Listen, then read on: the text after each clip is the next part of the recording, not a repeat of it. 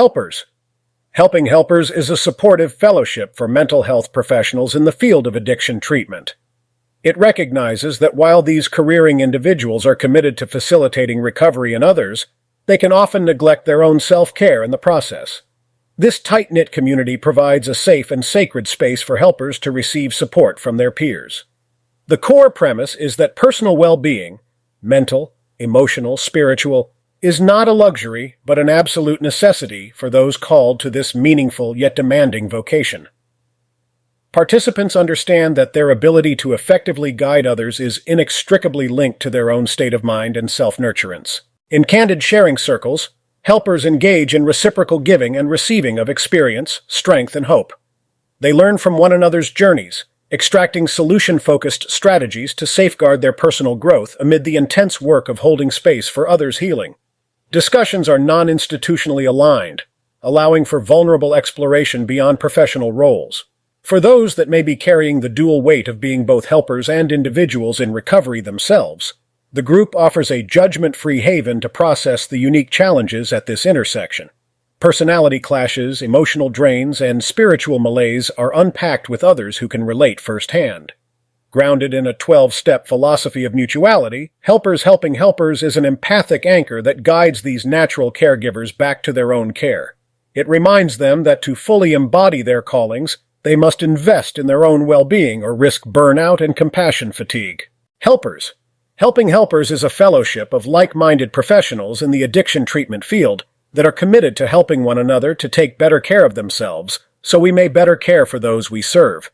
In sharing our experience, strength, and hope with each other, we hope that we can find solution-focused strategies to better our mental, emotional, and spiritual wellness. We do not represent any business, institution, politics, or organization.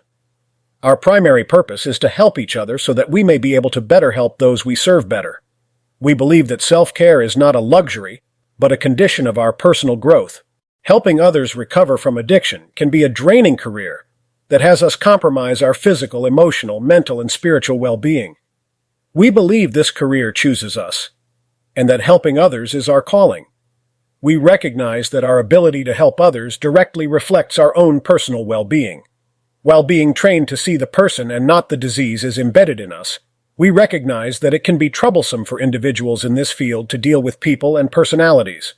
For those of us in some capacity of recovery, or even those that aren't, this can adversely affect our own spiritual and emotional growth. This is a 12-step mutual support group designed for personal, spiritual, and emotional growth for helping others. We are empathetic by nature, but sometimes struggle with our own personal work-life balance. Some of us may struggle to set and maintain boundaries, personally, professionally, and emotionally. This fellowship is designed for us to learn to set and maintain boundaries so we can go from lifing to living. The steps. 1. We are committed to helping others but recognize that we are powerless over the outcome and that it has made our lives unmanageable. 2. Came to believe that in the power to help others lies the power to help ourselves. 3. Made the decision to practice what we preach and use the tools of peer recovery support to help one another. 4. Made a moral inventory of ourselves regarding our personal strength and weaknesses. 5. Admitted to ourselves a power greater than ourselves and another human being the exact nature of our wrongs. 6. We're entirely ready to work on the things that need to change. 7. Humbly ask for help to remove our shortcomings. 8.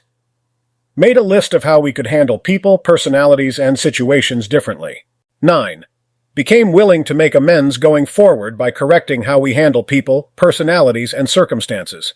10. Continued to take personal and professional inventory, and when we were wrong, promptly admitted it. 11. Sought through prayer and meditation to improve our conscious contact with God as we understood Him, praying only for knowledge of His will for us and the power to carry that out. 12. Having had personal and professional awakening as a result of this fellowship, we try to carry this message to other helpers and practice the principles in all our affairs. The traditions. This meeting is designed for people to provide peer support for people in the helping field. While this is a safe place, we ask that you not talk specifically about your employer or the patients you serve to protect their anonymity and the profession. Our primary purpose is to help and support one another so that we may be able to better help and support others. Our careers are rooted in listening to others. This is an opportunity to listen to each other. to be heard, and to be understood. Your thoughts, feelings, and frustrations are valid. People are frustrating. The profession can be frustrating, and our employers can be frustrating. This meeting is designed to be an outlet for those frustrations and way to support and help others navigate the challenges of this career calling. We serve the underserved, but our self-care is much deserved. We are professionals, but we are people first. We ask that you treat others here with a personal lens and not try to provide them with professional advice. We deal with politics, policies, hierarchies, and chain of commands in our careers. While that can be the most challenging part of this career, none of that applies here. We ask that you refrain from sharing or referring to your credentials. We are all qualified to help others just as we are qualified to help one another. We ask that you do not provide feedback to others, that you don't cross-talk, and we ask that you don't promote your business. Our business is helping people, not businesses that we do it for. This is not clinical supervision, this is support. Peers supporting peers.